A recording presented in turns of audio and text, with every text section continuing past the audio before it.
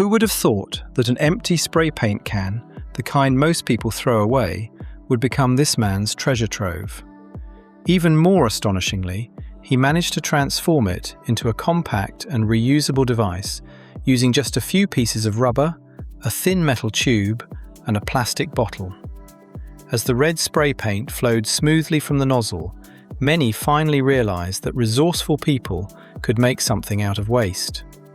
The camera then panned to a clear plastic bottle, its neck cut off, leaving only the bottom with a thin metal tube inserted into the center of the cap.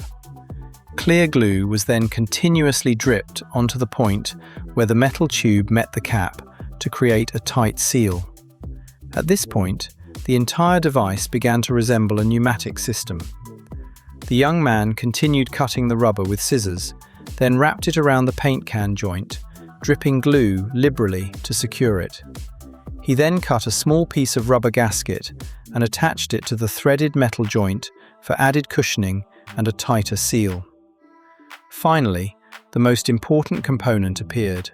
A metal screw was removed, and the young man dripped glue onto its surface before inserting it directly into a hole in the side of the paint can. This small, seemingly insignificant part actually acts as a control valve for the entire device.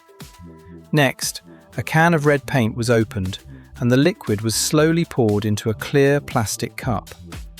The young man then cut a small piece of black rubber and attached it to the end of the metal screw, forming a piston-like mechanism. The camera then panned outside, where the modified paint can was connected to a black air hose, pressurized with external air pressure. The young man gently pressed the valve on the paint can, and the next moment, a spray of red paint erupted evenly. The spray was much more consistent than from the original paint can.